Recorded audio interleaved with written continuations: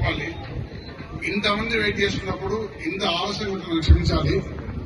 మాకు 3:30 చెప్పారు. 3:30 అంటే ఇంకొక 10 minutes ఉంటుంది. ఇంపార్టెంట్ ఇష్యూ ఉంటే స్టడీ చేసిన కొంచెం టైం పడింది. సారీ. ఓకే, నేను ఓన్లీ డ్రగ్స్ గురించి మాట్లాడదలుచుకోలేదు. యాక్చువల్ గా 100-200 ఉంటే చెప్పేవాడిని. ఇంతమంది స్టూడెంట్స్ చూసిన తర్వాత చాలా విషయాలు మాట్లాడాలనిపిస్తుంది. నాకన్నా ఎక్కువ మాట్లాడేలా బయట అనుకుంటాను. బాగా సౌండ్ వస్తుంది. ఓకే, చాలా మంది పిల్లలకి మీ కాలేజీకి ఎప్పుడు వెళ్ళేవాడిని. మీ కాలేజీకి మిస్ అయ్యింది. కాలేజీకి వెళ్ళినప్పుడు అడిగేవాడిని, అదే నువ్వు ఎందుకు చదువుకుంటున్నావు అని. అసలు దేనికోసం చదువుకుంటున్నారు? ఉద్యోగమా, టైంపాసా, లేకపోతే ఏముందా? అసలు ఆ సబ్జెక్ట్ ఎందుకు తీసుకున్నారు? నేను చదువుకునే చదువుకు ఆ సబ్జెక్ట్ ఏమైనా సంబంధం ఉందా? ఏ మాత్రం సంబంధమైన సబ్జెక్ట్ ఎందుకు చదువుతున్నారు? అసలు దేనికి బేసికల్ గా చదువుకునే ఎంతమంది ఉద్యోగం వస్తారు? అసలు చదువు ఉద్యోగమైనా పరమావధి. చదువు మనకి ఏ రకంగా ఉపయోగపడుతుంది? Basic things.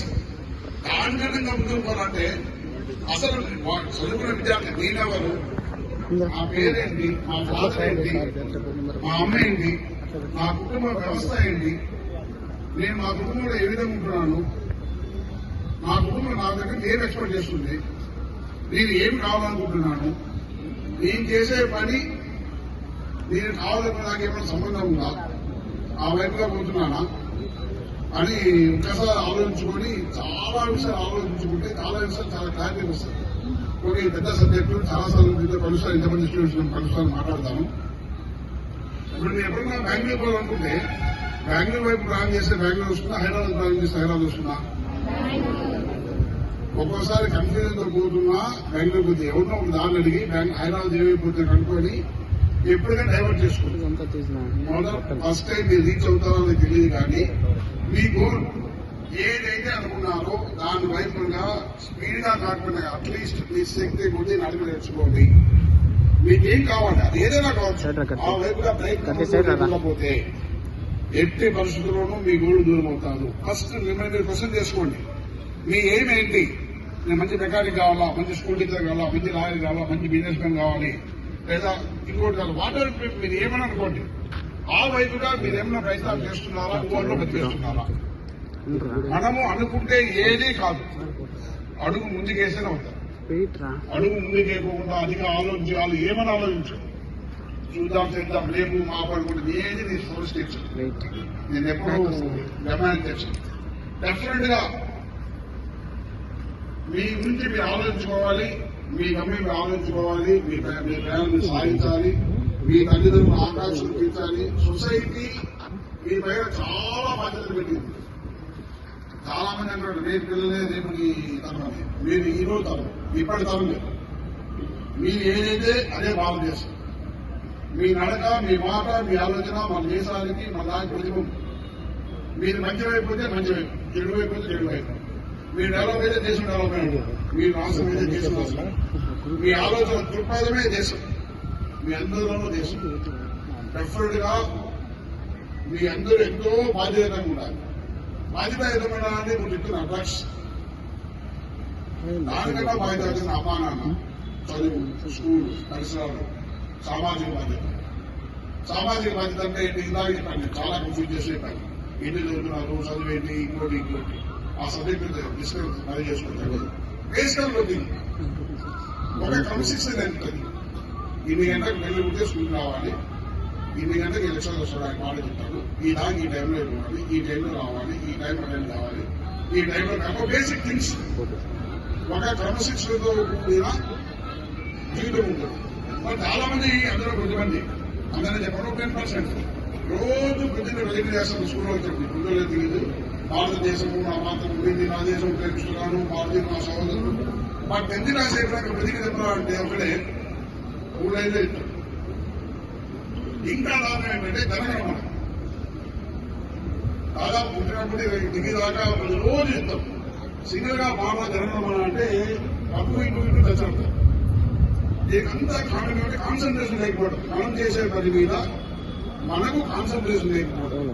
ఒక్క క్షణం చాలు మీకు రాదు అనుకొని మీలో మీరు మననం చేసుకొని మీలో మీరు ఒకటో రెండు సార్లు దాన్ని గుర్తు చేసుకుంటే ఆ తర్వాత మీరు ఎవరిని ఎవరు అన్ని మీకు తెలుసుకోండి. ఇక్కడ మీకు తెలియదు, మీకు తెలుసు, బట్ మీరు తెలుసుకోవాలని పూర్తిగా ఇష్టం లేకపోవడం, కాన్సన్ట్రేషన్ లేకపోవడం, చాలా విషయాలు మీరు అనుకుంటే ఈజీగా నేర్చుకోగలరు. చాలా విషయాలు మీరు అనుకుంటే ఈజీగా డెవలప్ చేసుకోగలరు. చాలా విషయాల్లో మీరు మార్గదర్శకాలు. ఇప్పుడు దాకా చాలా మటుకు చదువు నెగ్లెక్ట్ చేసిన వాళ్ళు కూడా చదువుకోవాలి, నేను డెవలప్ కావాలి అనుకుని 6 months కష్టపడితే డెఫినెట్ గా వాడు మంచి చేసుకుంటారు. నువ్వు ఫ్రాంక్ నేను ఎప్పుడు మా స్కూల్లో లాస్ట్ బెంచ్, లాస్ట్ ఉన్నది లాస్ట్. ఎవరైనా నెక్స్ట్ చూస్తే భయం ఏమడుగుతాడు అని, టీచర్ చూస్తే భయం ఏమడుగుతాడు అని సగం ఆప్షన్ చేసేవాడిని, తెలిపేవాడిని. ఇంటర్మీడియట్ లో నా కాలేజ్ కొద్ది మాకు నాకు కాన్ఫిడెంట్ అయ్యి ఆమెతో పాటు డెఫినెట్ గా కాలేజీ కోర్సు వచ్చేది. అప్పుడు కూడా మేనేజ్ చేసి ఎక్కువ ట్రై చేసేవాడిని. బాగా సినిమా పిచ్చి 9 o'clock అప్పుడు మార్నింగ్ షోస్, 10 o'clock ఈడీ 5 దాకా బస్సు ఆగాలి అంటే అదే ఇంత టైం ఎట్లా ఆగాలి, కాలేజీ నుంచి పెట్టారు, అసలు సినిమా అయిపోయినా కాలేజీ పెట్టుకోవచ్చు అనుకున్నది. కాలేజీ సినిమా పిచ్చి. మా ఫాదర్ కూడా నాకు ఆ రోజుల్లో నా సినిమా పిచ్చి గమనించి రోజు కొడుకునే కూర్చొని దాచిపోవాలి. అనంతపూర్లో ఇంటర్మీడియట్ చదువుతూ ఈ సోజనగర్ చెప్తాను మమ్మల్ని 9 థియేటర్లు ఉండే 1 week థియేటర్స్ కూడా అయిపోయింది. అదే థియేటర్స్ లేవు ఈ ఊళ్ళో, అసలు ఇండియా థియేటర్స్ లేదు. ఈ సినిమా ఎలా చూడాలో ఫీలింగ్. ఇంటర్మీడియట్ సెకండ్ అయినప్పుడు మా ఫాదర్ ఎడ్యుకేషన్ లేదు, మీడియం ఫ్యామిలీ, ప్రాబ్లం లేదు. మా ఫాదర్ అదే నువ్వు సినిమాలు ఏమైనా చూడు, ఏమైనా పెట్టు, అలానే అబ్బాయి 2 years కష్టపడి చదివి ఫెయిల్ అయినా అనిపించుకుంటే నేను చాలా ఫీల్ అవుతాను. నువ్వు కష్టపడి చదివి ఫెయిల్ కాదు, బయట నాలెడ్జ్ చదివి ఫెయిల్ అయినా అనుకుంటే డెఫినెట్గా నేను ఫీల్ అవుతాను.